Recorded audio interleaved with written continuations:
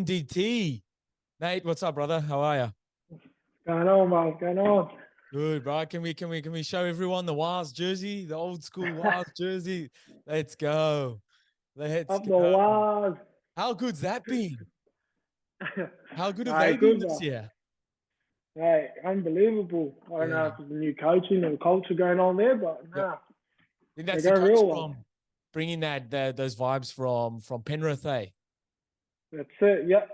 Yeah, well, I've been following them this year, and yeah, they said they've got a good culture going this year, and obviously it's worked for them. So That's what you want, man. And seeing Sean Johnson smiling and running the cutter, it brings you back to when he first started, eh? Just yeah, that's it. Yeah, it's good to see him just playing his game again. You yeah, know, after all those little setbacks, but not yeah, necessarily the highlights package, but just like being that old head that's just putting everyone in the gaps. Every now and then he takes a sneaky gap himself. Real mature footy, eh? yeah, that's it. I think it was just his confidence over the last few years, with setbacks like I mentioned. But now he's brought that confidence back into his game, and like you said, that experience, being the old head out there. So yeah, All teams need that, man. How's talking about old heads? How's the body? yeah, mate, it's holding up. Yeah. How old are you It's now? getting You're still young, eh? 29. Yeah. No, 29, but I Yeah, feel yeah, like I'm in the 40s, yeah. yeah. Yeah, yeah. I feel that. I feel that. Uh, Um, Tough result on the weekend. yeah, it was a tough result. Um, yeah, uh, hard to take that one, but you know, we move forward, we move on. Yeah, yeah. Yeah, Um, I've been following closely or not closely, just like the results and stuff. Obviously, watch your guys the highlights and that's where Stan's been really good. But this year in the Shute Shield, man, anyone can just beat anyone, eh? that's it. Yeah, I think my first season there a couple of years ago, obviously you had all the dominant Sydney teams, Yep, and this year, yeah, it's been quite close. You know, yep. all the underdogs are just showing what they've got. So yeah, and obviously we're doing quite well. So yeah, fingers crossed we can go all the way. The way. How many rounds is it till the finals now? I think there's four more Yeah. games left. Yeah, two home games, two away. Yep. And how many go? There's a few go through. Hey, you want to end kind of as high as you can so that you've got lives. Is that how it works? Like Yeah, you yeah. lose, you Well, play the loser. Yeah. yeah, I think. Yeah, well, obviously we're sitting top of the table now. If we can keep that and finish at the top, it's a goal we set as a club, as a brotherhood at the Wildfires. So that's what we're aiming for. But yeah, like you said, if we set ourselves high, it puts us in a good position. In a good position. Yeah, it's good, man. It's good to see you because you've been here for quite a while, like a couple of years now. You'd be part of the senior group, and it's been a couple of tough years. Hey, like last year, you guys missed out by literally the last game. You Yeah, won that, winning the game, but because of other teams' results, didn't go through. And you, it's good to see that you guys haven't put yourself in that position now because it's like we're on yeah, top, man. It's up to us. yeah, exactly. Yeah. We missed out by 1 point last year. Like you said, when you mentioned, like depending on other teams, we put ourselves in that position. But it is what it is. But this year, we like I said, we set that goal at the start of the season, put ourselves forward. So it's good. It's a real good feeling. What do you think has changed? Do you think much has changed? Like it's always been Wildfires, obviously with Bubba. Bubba is a very forwards dominated coach, and it shows like your guys' pack of forwards have been fucking crazy good over the past years. Do you think it's because he's brought in some X factor backline players that's kind of changed that dynamic a bit? Yeah, 100%. Like he's put in some new players, some new backline moves. I think it's just more us being connected, not just on the field but off the field as well. We're not just a brotherhood on the field and turn up for each other Saturday, but we always like to hang out outside of footy as well. So yeah, I think that culture has helped out a lot. 100%, man. That's little things that coaches can't really coach, eh? That's It's it. creating that brotherhood, like you said, and the camaraderie, and yeah, it definitely shows on the field. Man, we're going to get a bit more into the Wildfires. I'm going to go a little bit back. Before we're going to go back, you've just come back from winning the Asia Championship. How was that? How does that all come about? I know you've played a bit of club rugby in China, is it? Hong Kong, yeah, Hong Hong Kong. Kong. Yeah, yeah. How's that? Yeah. Oh, before that, you know Luke van der Smit? Yeah, Luke, yeah. So I That went to mate. school. We went to school together. He was a couple of years Oh, younger than really? me. Yeah, yeah. It's a Right. very Yeah, small oh, world, the wow. rugby world. 100%. Nah, he's my boy, he's my chum, huh? Got the South African lingo down. Love it. Love it. How did that come about? You grew up in NZ? Yeah, so I grew up in a small town in South Auckland, Pukekohe. The Hong Kong came about with part of the Chiefs rugby, how they had the relationship, and every year they sent like a development squad over to Hong Kong and played the national team.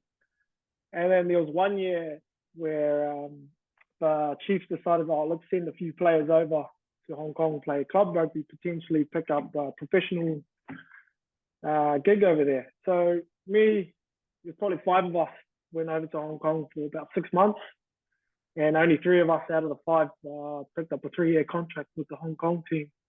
But then when the qualification of that, you know how it used to be 3 years to be in any country? Yeah, when it switched to 5 years, that partnership between the Chiefs and Hong Kong ended up stopping because obviously that it'll be too far or too long for guys to qualify for Hong Kong.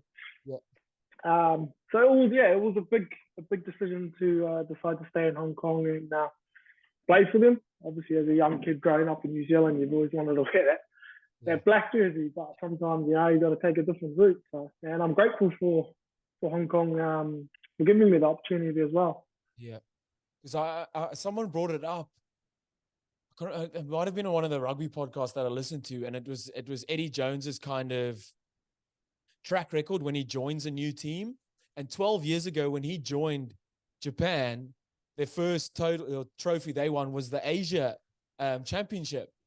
So I was like, oh, then when I saw that you guys had won it as well, you guys are obviously on the right trajectory, so to speak. There's a lot going on there. They're putting a lot of money into the resources into it. Yeah, 100.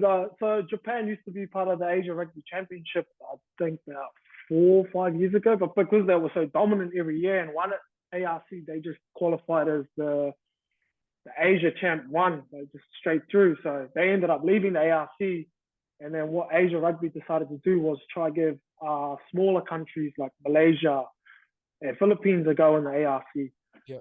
So then, once Japan left, then Hong Kong started becoming dominant. So yeah. So how does that work? Does that become part of World Cup like qualifiers and so on? Yeah, it did. So last year we played ARC in Incheon in Korea, and that was a qualification. So we beat Korea, put us towards a crossover between the Pacific versus Asia. So we ended up playing Tonga in the Sunshine Coast last year. Yeah. How was that? It was a tough game. They had some big guns. Big guns. They had real big guns. But it was a great opportunity, not just for me, but for other boys as well in the team to go up against a Pacific side like that. Obviously, we lost that game, which put Tonga straight through to the World Cup, and then pushed us to another qualification, which was played in November in Dubai. Okay. And then that was the repechage, where all teams got another shot from Europe. So there was Hong Kong, USA, Portugal, and Kenya. Yeah. As you know, Portugal ended up taking that out, and USA missed out. So then they go on. Like how what I'm trying to get to is like how close would Hong Kong or you guys be to being in a World Cup? Yeah, it was hard because we ended up going out of a professional environment. I'd say probably 2 years ago. Yeah, well, obviously when COVID hit, they obviously put Hong Kong rugby under a lot of stress. You know, a lot of people got liquidated, lost their jobs, and most of them obviously money behind the background was coming from the Hong Kong Sevens, which was obviously paying us salaries. So Yeah. once COVID hit, it kind of went down. Rugby went down in Hong Kong. Coaches started leaving, players started leaving, myself. Yeah. And so we're back into a rebuilding stage for Hong Kong rugby. Yeah. So, yeah. That's tough, man. That sucks. I even seen how it killed that. What was it? The rapid rugby? Oh yeah. Yeah. Before because I Yeah. know you played in that as well. We're jumping ahead, yeah. So you said you grew up in a small town in South Auckland. How was that? Like, was rugby always? I know you're wearing a WAS jersey in Auckland. It's rugby league as well. Was it always rugby union for you? Yeah, it was. Look, I've got a lot of cousins and all that who all play rugby league, but for me, I just love the passion of rugby. I grew up just loving rugby, watching. My old man actually, he got me into playing rugby when I was 5 years old. He always took me down to the field, as they do. But rugby was for me from a small town in Pukekohe. I love rugby league, but the passion was always there for rugby. So yeah. And if you did play league, what do you reckon, in the halves or fullback? Oh, well, I'd say a bit of both. Bit of both. I don't know. Yeah, a bit of both. They come in different packages. Obviously, half, you're up there, or fullback, you're up the back looking a bit pretty. So, I don't know. I just that the only thing with fullback that gets me is that when they kick it and you have to take that hit up. When you have to run it back. There's no kicking. You're not chipping or kicking the ball back. You have to take that hit up. That's it. So, it comes, like I said, it comes in different, depends what you want to play. yeah, for sure. So I know first schoolboy rugby is massive, like in New Zealand, like it is in South Africa as well. Were you always kind of like footy? You were playing first team or the A side or first 15s, or was it kind of was it harder for you at school? So first 15, I didn't play first 15 till my second year of college. Obviously I'm not sure if you heard of a school called Wesley College. Yep. Home of John Alamu. We had Wesley College and Manukau High School, who were always the dominant rugby tier schools in our region. Like we didn't have the biggest players or anything like that, but we played for each other, every time we came up against those big schools, it was a tough battle, But then I'd say a couple of years after leaving high school, they brought in the Land Rover First 15, where the schools were getting televised, Okay. Yep. So they were getting noticed a lot more. Yeah. So me thinking, I wish that happened when I was at high school. But, Do you think that's a good, like, it's kind of good and bad, hey? Do you think that it's had a good, the impact that it's had? Like, there was a lot of talk around jumping between league and union, but when like Jersey Flag and that was all televised, that these guys were getting almost too big for their boots type thing. And then you've got guys that at school are getting like these massive highlights packages and massive on social media and shit like that. But then they get into the opens, like playing with seniors, and then just get smoked, man. It's a kind of there's like a double-edged sword to it, eh? Yeah, that's it. Like, kids go swinging right past guys who are playing in, like, say, second division in the top A thing. And then obviously they're not getting much highlight as the guys that are on TV. Yeah. Guys that are working 40 hours plus weeks, grinding it through the week, playing well on a Saturday, are still not getting recognized because of that. They're televised. So it's tough. Yeah. Tough, but I mean, in NZ because of the schools, man. I just like school rugby back home is so big, man. They get like we played Paul Ruiz would play against Grey College, and we'd have like 15, 20,000 people at a game. Yeah, I've been keeping up with it. Yeah, I watched the Grey College versus Hamilton Boys High. Because they've got the big, like, the crossover. Yes, I love that. That's pretty cool. Yeah, the world schools. Yeah. That's pretty cool. That was also one of the things that they brought in when, like, us older guys leave school. We all left. Let us play in that. Yeah, but I remember playing, man, there's like 15,000 people there. And I'm like, oh, fuck. Like, this is crazy, man. And then we played against, I don't know if you know, Johan Goosen, he's played a bit Springboks and that. And he played over in Montpellier. He's now at the Bulls. Bro, he kicked like 30 points against us, kicking like 60-meter penalties. I'm just like, fucking hell, this guy. And then I think he went straight into like the Springbok setup right out of school, and everything's like, it's crazy, man. And just shows like the level of school, some of the schoolboys, man. It's changed. Big time. How professional the whole gig has become. They've got like head coaches that are on big money, big institutes. Like, they've got all the academies, and guys are gymming from year 10 already. Like, fuck, man. Yeah, it's crazy. It's crazy. Yeah, that's what I feel like these days. Like you said, it's quite professional in the rugby environment in the college or high school now. So when they do make their step up, they're not going in blindfolded. You know what I mean? They know what it's like to be at that professional athlete, because obviously they, like you said, the big coaches are coming in teaching them. So when they do make the step up, they're ready. They're just straight into it. They're not starting from the bottom. They're ready. When it ripples into the like style of play nowadays as well. Like, doesn't matter who. Yeah. And I think New Zealand's the best at it, is bringing these youngsters in. And I think they just lost in the under-20s to Australia. But there was like 5 guys that I'd seen the whole year playing Super Rugby already. Super. And if you look at the other teams, I think there's a couple from Ireland that were playing for Munster. But if you look at the other teams, man, none of the other countries really had guys that are playing week in, week out Super Rugby already. Super. And New Zealand are so good at just bringing those guys through, man. That Macca Springer on the wing. Oh, unreal. You could show he's bringing that Super Rugby class or adulthood into that 20 setup, because he looks normal. You know, he looks like he's just doing it normal. That, I think the 8th man from Hurricanes, Lakai. Oh, Lakai, Peter Lakai, yeah. Yeah, weapons, man, weapons, and they do it so well, because we know the guys. The older you get, those guys kind of fade out, and then it's sometimes teams go through like a rebuilding phase, where the All Blacks, the New Zealand teams are just like, we've just been rebuilding all the time, man. Just the conveyor of players. It's it's good. I love it.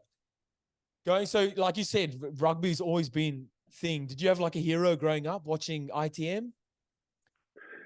Yeah, I did actually. Obviously, you know, growing up, you know, obviously Jonah Lummy was a huge inspiration putting rugby on the map for us. But the guy I really followed was I'm not sure if you know Tim Nano Williams. Yeah, bro. Yep. Yeah. You know, so because obviously he's a Counties boy, Manukau high school boy, and unfortunately I didn't get to. I put the Counties Steelers jersey on with him. Unfortunately, he ended up leaving overseas, but he was an inspiration for me. I always wanted to play like him, freestyle like him. But he was probably one of my biggest inspirations. Love the ITM Cup, man. Or when it was still the ITM Cup, what's it, Mitre 10 now? I always used to watch it. My biggest was obviously Crusaders. Loved Wellington as well, and Tasman. But man, I remember watching the Major brothers play together. Aaron. Oh yeah, Aaron. I can't remember his brother's name, but they used to kill it at that level. I just loved it. And then you'd see those guys kind of make it into the New Zealand team. Still when Luke McAllister had his curly hair with a head. Yeah. Oh man, loved it. Yeah, loved it. That was when it was still, I mean, it is still good quality rugby now, but I don't know. I feel like rugby's, it's changed big time from back in the day. 100%. Yeah. It has changed. You know, obviously rules and stuff like that. The speed of the game has completely changed. Yeah. Back then. Yeah. I think they put on a Tri-Nations game from ages ago. It was on the TV the other day. And I'm like, what is this, man? It's just guys, 1 out, like 100 players go into the park. Yeah. Ball. And that was only like 5-10 years ago. And it's like 8 guys are going to clean a ruck, and just crazy. It's crazy how rugby's just changed. Obviously they're trying to make it safer, but just from 10 years ago to now, it's completely changed. Completely different. So you spoke about playing. I mean, did you go into a rugby academy of sorts after school? How did that all work for you? Yeah, so I was with the Counties Manukau Academy Rugby. I was with them for a couple of years, and then coming through the development stage of it as well. And then when guys, older heads, ended up leaving counties, spots opened up, and yeah, there was an opportunity to show what I had and step up into the silver jersey. So yeah, it was good. How was that? Who did you play? Who did you play against? Do you remember your debut? My debut was against Manawatu in 2015. Yep. I came on for like the last 15 or 10, but man, like we had a crowd, but you know, it was my first experience and taste at that level. And I was nervous as hell, you know, like on the bus ride from the hotel to the stadium. As soon as I saw the crowds and I saw the cars just lined up, I was like, man, this is it, you know?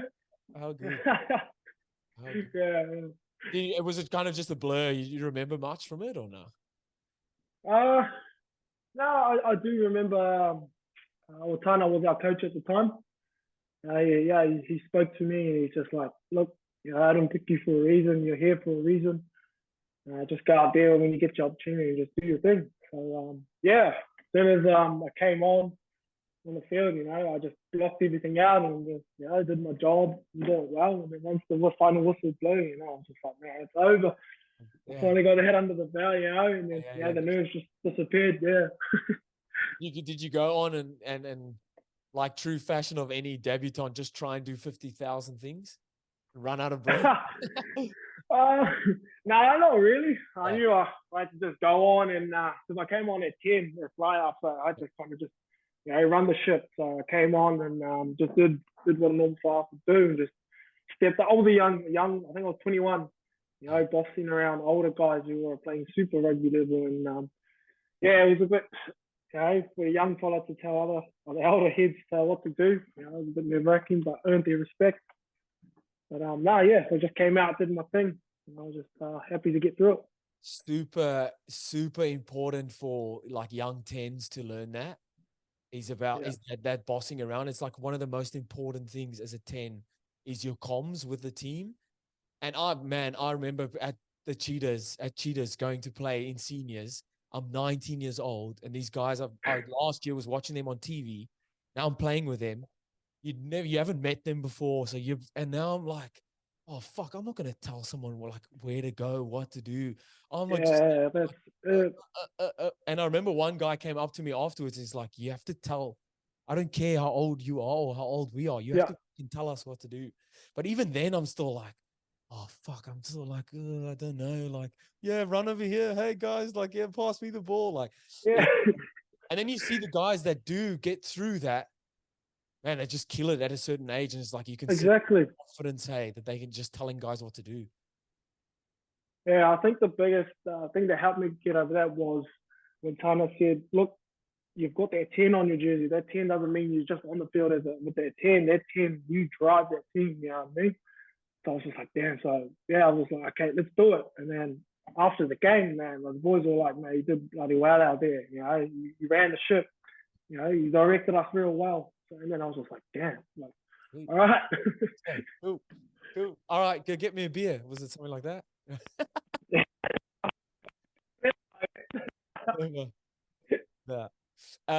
So how did that then play out? So is that when then you moved over took opportunity to go to Hong Kong? Before I went over to Hong Kong, like you mentioned, the Chiefs came knocking and just asked, obviously the 5 guys if we were wanting an opportunity to go play club rugby in Hong Kong for a couple of months, potentially sign with the Hong Kong Rugby Union. I just met my new partner at the time as well. I kind of just, I didn't really talk it over with her. I kind of just like, look, it's an opportunity for me. Like, just took it. And then, you know, obviously she was just like, what? We haven't been together for long. Yeah. And she was like, oh, how's this all going to work? So, yeah.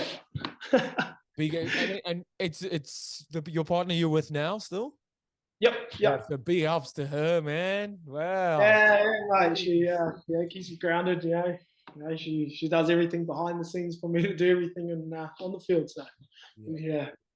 So how was the footy environment and just like life in general there in Hong Kong? Obviously a lot different to NZ. Yeah, it was. It was a huge difference. Obviously, coming from a rural town in the countryside of South Auckland to going to a big city. So it was a huge step. Leaving my family, leaving everyone behind.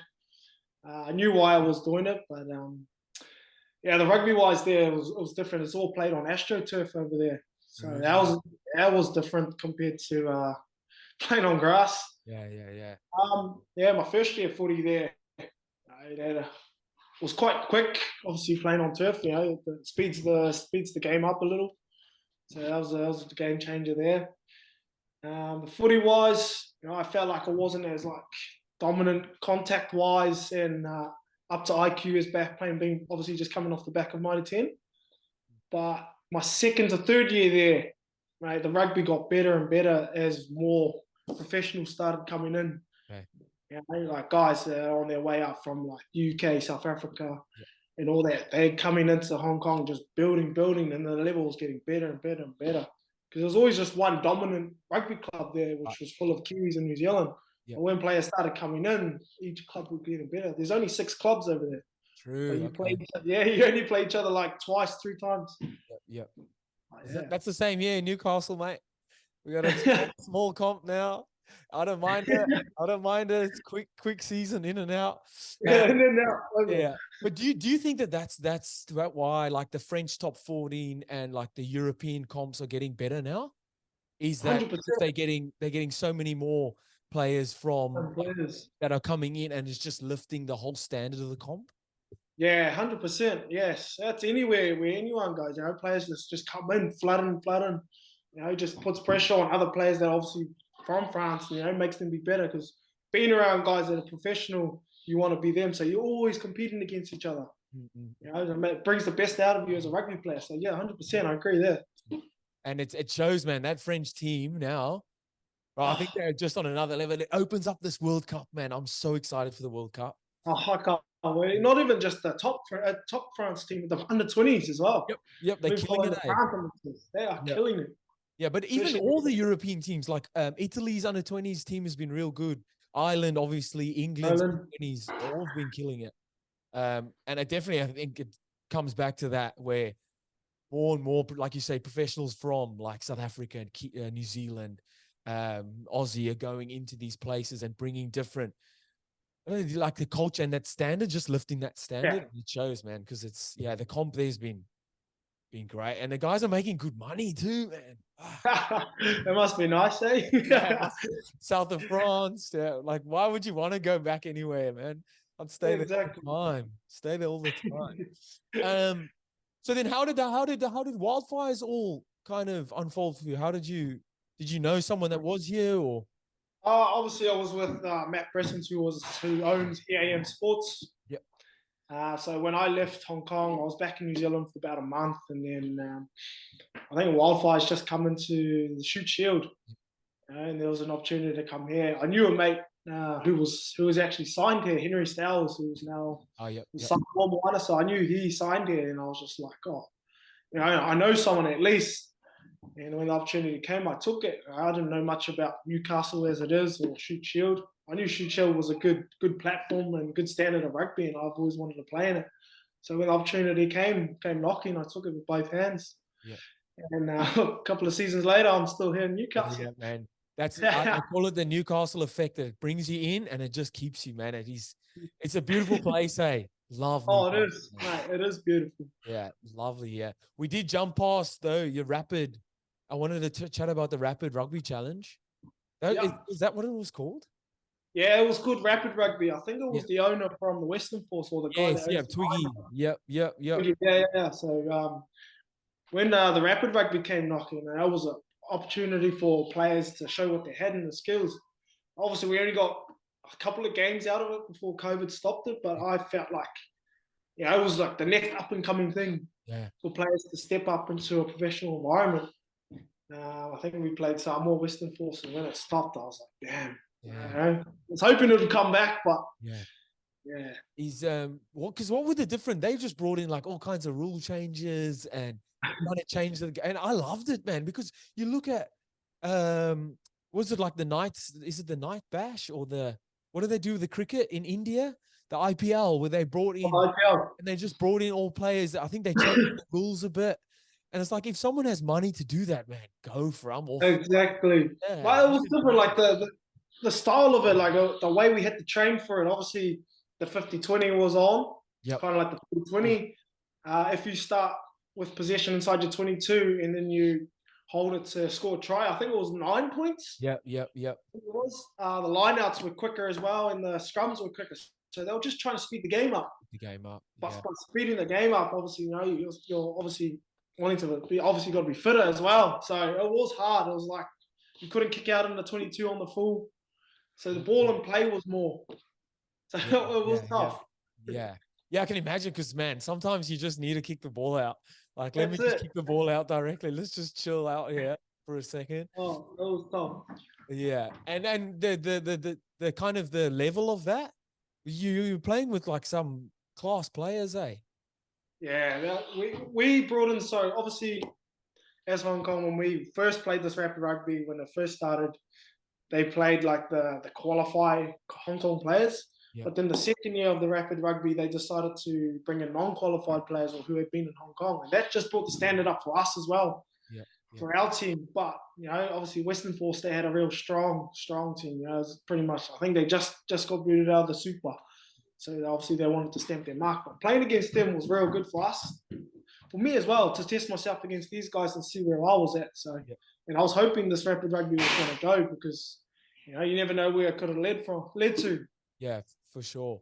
Was there ever a time, like, in your footy where you were like, oh, fuck this, man. Like, let me just go and do whatever? Because, like, while you were doing it, were you ever studying, or was there ever thought of doing a trade or anything like that? Or you just always like, nah, I'm just fucking going for this? I think rugby's always been first for me. Obviously, we got my family as well. They're always number one. But, like, I've just always had that passion for footy. I did finish my trade when I was in New Zealand as well, while I was playing my team cup. So I'm a painter by trade, just so I could always fall back on that. Yeah. But no, I didn't really thought, oh, look, let's just forget footy and just go back and do something else. I've always had that competition with myself. Like, I know I can always just keep pushing myself mentally as well, physically. So yeah, no, I didn't even think about that, to be honest. Yeah. Oh, that's good, and it's the kind of the mentality you need to be playing footy. And I can't remember who I spoke to about it the other day, but it's something that like changed my life. It was like, yes, I played professionally straight out of school, but I got a gig to come here to Newcastle, which is not professionally at all. What I love about rugby is that it's a worldwide played sport, and you don't have to go to a professional club to travel the world. And like, I got hit up on Facebook to come play for a club here in Newcastle, just locally. And since then, I've met my wife, 2 kids. Like, I live here now, and just how rugby changed. Yeah, it just changed my life, and not necessarily playing at professional level, but just like rugby in general has changed my life. Because at one point I was like, when my contract ended, I was like, well, fuck this. I'm going to go do whatever, play locally at my club back home, just fucking around. I was like, oh, it's never going to bring anything. Like, finished getting my British passport. And I remember just putting up like a highlights package on one of those like websites, man. And the rest is history, man. It's so good. I just love how, and it's I guess it's a kind of a story too, or not a story, but like a word to guys that are like younger fellas, man. And you don't have to be playing professionally for rugby to kind of change your life, or for you to go overseas and kind of travel the world as well. Because like, look, for you, rugby's taking you to Hong Kong. I know you've played in Spain as well. When you guys were playing the Rapid Challenge, like, where else did you guys play? We played in Perth and Hong Kong. That's pretty much it. Like, cool. It could have been in Fiji, it could have been in New Zealand, but like I said, it got canned. So So like, where else I mean, you've gone to Spain. How was your stint in Spain? Spain was good. It was different. Obviously, the language barrier. Yep. That was probably the hardest. But there are guys there who've been there from overseas as well. They've been there for a couple of years. So we were kind of translating between them to the team to the coaches. Right. Okay. Everything was all in Spanish. Yeah. Yeah. So every time the coach says something, it had to get translated for us, and that was tough. But now we did like Spanish classes and picked it up Cool. as you do. But no, it was good. And then like they're playing on AstroTurf and that as well. I think it was only a couple of clubs that played on AstroTurf. I think there was a club in Orticia, north of Spain, and there was a club in Barcelona. But our field and a few other fields were all grass. It was real good. Yeah, and they've also, there's another comp that's brought in have done well with bringing in players from all around the world to lift that comp. Because I had a mate that played at Barcelona. Oh yeah. Yeah, so I went to visit him like a couple of years ago, and bro, so cool, man. They get all the same kit as the football team. Oh, the blue, the sky blue. Yeah, all of that, man. I was like, wow, with all the physios and all that is at the grounds where the soccer is. And I remember going in, and he's like, "No, you have to wear the kit to go in." So I'm kitted up in full Barcelona gears. The security is like, "Mate, you can't stand here because the soccer guys are going to come in now." I'm like, oh, the shit. biggest thing from what I liked in Spain was the passion for footy over there. I know it was passionate here as well, but there, man, they're so passionate with footy over there. The way they support their team and everything, it's crazy. Yeah, over here in New Zealand, Australia, you take a penalty or a conversion and you got that little back chat and that in the background. Over there, it's silent. Right. Someone talks, the whole stadium will just tell you, shh. It's crazy. I was just like, at least someone say something. Yeah. As a kicker, what do you prefer though? Quiet or someone heckling you? I'm a little bit of heckle. I wouldn't mind a bit of quiet, but you've got to have that little heckle because you do slide, you can turn around, and give them the old, I got it, I do that as well. Little ice in your vein, Yeah, that's it. Bro, because I feel like when it's quiet, everyone's watching then. Exactly. I'm like, oh, fuck, I can't miss this now. Yeah, I feel the pressure when it was just too quiet. I'm like, as soon as I went quiet, I was like, oh, man, I've got to get it now. Yeah. That's it. So that was just a stint kind of in between Wildfires? Yeah. Once the Wildfires canned after, I think it was like 10 games, I was still in pretty good shape, still good nick, and I was just like, man, I've got to do something. And then it just came about, agent was like, oh, look, one of the top clubs in Spain are looking for a 10, and would you be interested? And I was just like, oh. So I spoke to my missus. She was open about it, and then the club decided, oh, we'll bring the whole family over. And then I couldn't say no, so yeah. And that worked out. Was that nice? Like you bit of traveling in that as well? Yeah. We traveled a bit around Europe. We also joined there was a different competition that was over there as well, which was called I think the European Cup or something like that.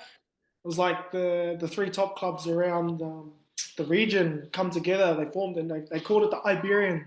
Okay. Iberians, and we got to play like the likes of the Portugal side. Yep. I think there was a Netherlands team, a Belgium, and I think there was 2 Russian teams as well that were in it, and a Georgian team called the Black Lions, who have now just been promoted into the Champions League. Apparently, and that's all. Okay. Yeah. So the Black Lions is pretty much the Georgian national side, and the Los Santos is the Portugal side. So it was good to test against those kind of players as well. Yeah. They're big, man. I don't think of those guys as footy players, man, but those guys are huge, bro. Massive. Yeah. Just like you are, the Afrikaans. They're big boys, man. They're big boys, man. It showed on the weekend. Holy shit. Did you watch the rugby championship? Yeah. I watched it, man. South Africa all over them. Dominant. Hey, just in every facet of the game. I think it almost looked like Aussies try to take them on physically. It's not going to happen. No, not with South Africa. Yeah. No. The big game will be this weekend, eh? Yeah, I can't wait. Yeah. That's so good. Because All Blacks are pretty dominant too, man. Just everything they do is just so clinical. Just so efficient at ruck time, the ball, just the basic things. I always say that they do the basic things really well. Right. Yeah. Really well, yeah. And it shows, man. Aaron Smith's pass are always here in the breadbasket. If he's not there, the props are even throwing balls that are hitting guys in the chest. It's just The skill set, eh? The Yeah. skill set at that level is just unreal. Yeah. Yeah. Have you noticed that kind of with the Wildfires? Is that kind of something that you guys have been focusing on this year? Just the basics. Yeah, 100%. Yeah, the little basic skills, go a long way. Obviously, like on the weekend, I said to the boys, trust your skill, just fix on, little things, little basic skills will go a long way. But yeah, it's we've been working on a lot, especially as backs. Yeah, it's just little basic skills, that'll go a long way. So who's there? And I know like Southern Districts are kind of your guys' bogey team because you haven't beaten them. And it's crazy, man. Like top of the log and bottom of the log, man, crazy. Who's the other team that you're like, oh, fucking, they could go a long way in this still? I'd say the Two Blues, the Western Two Blues. They're a team to be reckoning, man. Yeah. They play some unreal footy. I just watched their game against Sydney Uni. Man, they look sharp. So I think they're a team to watch out for as well. Is that also a lot of unknown? Hey, that's not real structure. Those guys are just playing off what's in front of them type thing. Exactly. A lot of heads up footy, unstructured footy. Some big boys in there as well. I think they've just brought in a couple of new players as well, and it's just boosted their team, and it shows. Bro, kind of almost wrapping up. Do you like personally have any more goals with footy? Are you just enjoying the ride? You obviously love it here in Newcastle. Any personal goals with footy still? Yeah, like if I'm honest, I'm only 29 years young, as you could say. I still feel like I'm still in good condition to go back pro again. Well, that's my goal, is to push. I still got a couple good years in me. If I'm honest, I've been pretty consistent this year. And like I said, if I can go pro, I can go pro. If not, I'm pretty keen to settle down here in Newcastle. We love it here. Great people here, great lifestyle. So where else would you rather be, to be honest? 100%, man. Yeah. So you come to uni then if you see. See, I'll set that up then. Sure. You get a free. We'll just give you a whatever doctorate or kind of studies you want, man. You just get the certificate. It's all right. Just come play. I think there's a couple of houses going up in Merriweather up the top somewhere. We'll sort something. We'll sort something out. Get your surfboard. We'll get you surfing as well, mate. You'll be right. Hey, if Carl Manu comes out of retirement, 100%, I'll go. Only Friday fours, mate. That's the Friday fourth grade. A couple skip passes there. That's it. Bro, so we're going to wrap this up with a couple of quick fire questions. So first thing that comes to your mind, just go. Yeah. Best player you've played with or against? And against, sorry. I'd say Jordan Taufua. Is that with or against? Against. Yep. And with, I'd say Z Makabale. Not too sure if you know him. He's South African? Yeah, he's at the Sharks at the moment. Played for the Chiefs, but he's probably one of the best players to play with. Just skill set? Yeah, unreal 9, just his IQ, his skill set, and his pass is like an Aaron Smith. Yeah, beauty. Greatest rugby achievement for you personally? There's a couple that's obviously debuting for Hong Kong. Yep. And playing against the All Blacks in 2015 in the game of 3 halves is probably one of the greatest. Ooh, nice. Oh, hold on with a quick fire. How was that? It was unreal. Obviously, it was like a game of 3 halves, but it felt like that half was 2 games, 3 games in 1. That was probably one of the biggest achievements. Just the speed of the game, being on defense and Aaron Smith coming in and just getting that ball out. You make a tackle, you get up, and all of a sudden the ball's just gone. Yeah. Yeah. It's kind of, I wouldn't say like you obviously respect them, they're the All Blacks, but you're like, wow, that's the fucking standard, man. Yeah, exactly. I'm just like, geez, if this is the stand you got to be at, it's a long way from that. A long way, hey, yeah. But it's like as you go through those levels, man, you get to that standard. Yeah, I'm guessing that's how it is. I've fucking not played there. So who would you not want to verse 1-on-1 on a footy field? I'd probably say Andrew Toala. Oh, yeah. He's one guy I wouldn't want to. Shift. Your man. Top 2 artists on your playlist. Oh, I got Roddy Wave Yep. and J. Cole. Ooh, have to. J. Cole, go. Death row meal. Oh, I would have to say probably a bit of home cooked boiler. I'm not sure if you know what it is, but yeah. Is boiler. that a Kiwi thing? Yeah, it's Kiwi. It's like a pot stew, kind of like beef brisket, like bit of doughboys and meat, watercress. Yeah. Lovely. Favorite holiday destination or favorite place you've visited? Oh, I'd have to say Newcastle's pretty up there being there, to be Let's honest. go. Yeah, Newcastle. It got voted the most like favorite tourist destination recently Really? in something. Yeah, it did. So good answer there, mate. And now we live here, and you're playing for uni, so we're going. We're there. Most important part of a silly Sunday or end of season drink up. Ah, oh, most important parts. Drink up. Bringing the good vibes, really, I think. Yeah. Don't be a downer, hey. Yeah. Just bring the good vibes. Yep. All right, bro. I think that's it. Thanks heaps for your time. I know you're a busy man, and coming into the back end of the season, you guys are on top, man. Stay on top. All the best for the rest of the season. I hope, man, something comes up nice for you after the season because, like you said, you have been consistent. You've been playing good footy, and man, again, thanks for your time. No, I appreciate it. Thank you for having me, man. I hope we can go all the way this season and do it for not just Newcastle, but the Hunter Rugby itself. Let's go, baby. And do it for uni next year. Yeah. Let's go. All right, bro. I'll see you next time. All right, thank you, man. I appreciate it. See you, man. Later.